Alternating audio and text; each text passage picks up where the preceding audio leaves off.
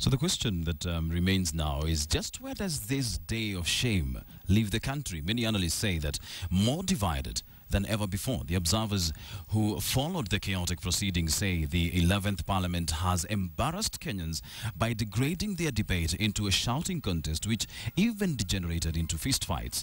Kenyans Asha Mwilu with a closer look.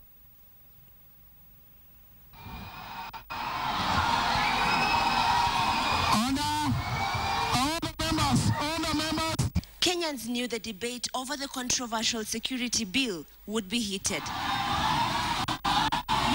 But a paper throwing, trouser ripping, finger biting, fist fighting, water throwing, table banging debate took everyone by surprise. I put the question, which is Governance and political analysts who observed the proceedings say this was a first low for Parliament. Parliament has really stepped down its paramount role, as it should be, of being the voice of reason in a nation such as ours.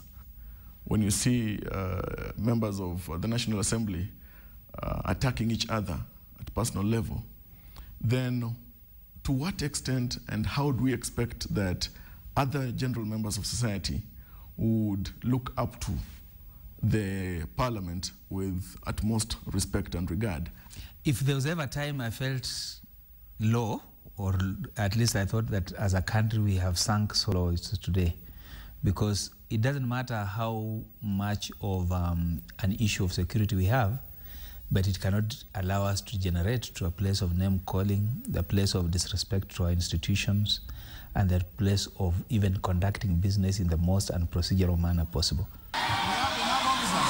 Many, however, argued that the opposition had no other option but to cause havoc after the Jubilee side took an unshakable stance on the bill. If Jubilee would claim to have supremacy of numbers, or the tyranny of numbers, then why wouldn't the opposition rise up with the tyranny of reason? We should have seen and had reason persuade the numbers on the other side. Yes, you have tyranny of numbers, but you are running one country. This country is not about Jubilee or about code. It's about justice. Are we being fair to the rest of Kenyans? Is what we saw in Parliament today going to make you, the president, for example, and the government, happy? as many as other opinions say aye, as many as the counter opinions say no. The ayes have it. As the National Assembly gradually turned into a shouting contest, the leadership of Speaker Justin Muturi was also left under the spotlight. I think Justin Muturi is going down fairly badly as a speaker, because you do not preside over chaos. You do not take partisan positions. You might have been voted by the majority in Parliament, not because of your partisan state, but the speaker is an impartial player, he's an umpire. He serves both sides of the House. Yes. I pose a question which is... So how do Kenyans move on after this? Give more room for public discourse on this security amendment bill. Give prominence to public participation. Involve stakeholders, critical stakeholders, especially constitutional bodies that are charged with looking at such matters. So it's not about code, it's not about Jubilee, it's about us. Are we letting this country off our hands as we see?